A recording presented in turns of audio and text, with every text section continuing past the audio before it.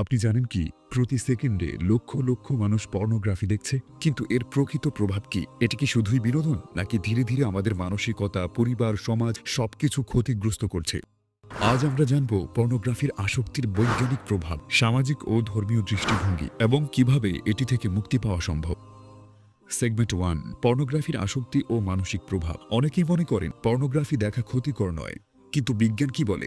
গবেষণায় দেখা গেছে পর্নোগ্রাফি মস্তিষ্কের রিওয়ার্ড সিস্টেমকে অতিমাত্রায় উদ্দীপ্ত করে, যা ডোপামিন নিঃসরণ বাড়ায়। এটি মাদকাসক্তির মতোই প্রভাব ফেলে, ধীরে ধীরে মানুষকে বাস্তব জীবনের সম্পর্ক থেকে বিচ্ছিন্ন করে ফেলে।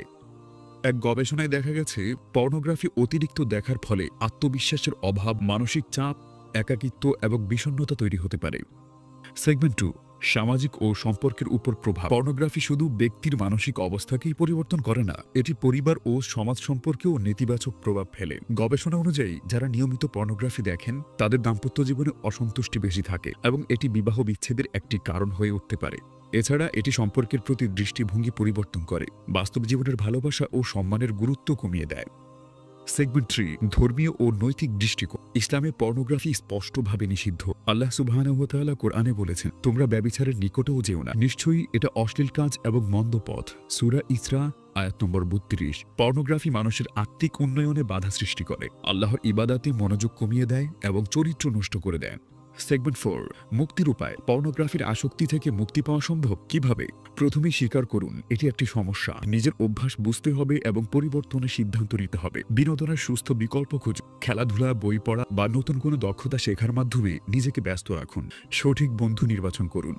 ভালো মানুষের সঙ্গে সময় কাটান যারা আপনাকে ইতিবাচক পথে উৎসাহিত করবে। ইন্টারনেট ব্যবহারের সংযম আনুন। অপ্রয়োজনীয় ওয়েবসাইট ব্লক করুন এবং ফোন ব্যবহারের সময় নির্ধারণ। আল্লাহর সাহায্য চান, নিয়মিত নামাজ আদায় করুন, কোরআন পড়ুন এবং দোয়া করুন যেন আল্লাহ আপনাকে এই আসক্তি থেকে মুক্তি দেন। শেষ কথা, পর্নোগ্রাফি শুধু বিনোদন নয়, এটি ধীরে ধীরে মন ও চরিত্রকে ধ্বংস করে দিতে পারে। এটি থেকে মুক্তি পাওয়ার জন্য সচেতনতা বৃদ্ধি করতে হবে, নিজেদের নিয়ন্ত্রণ করতে হবে এবং আল্লাহর পথে ফিরে আসতে হবে। মনে রাখবেন, আপনার ইচ্ছা শক্তি পারে আপনাকে এই অভ্যাস থেকে মুক্ত করতে। আদারওয়াইজ আপনার মতামত জানান।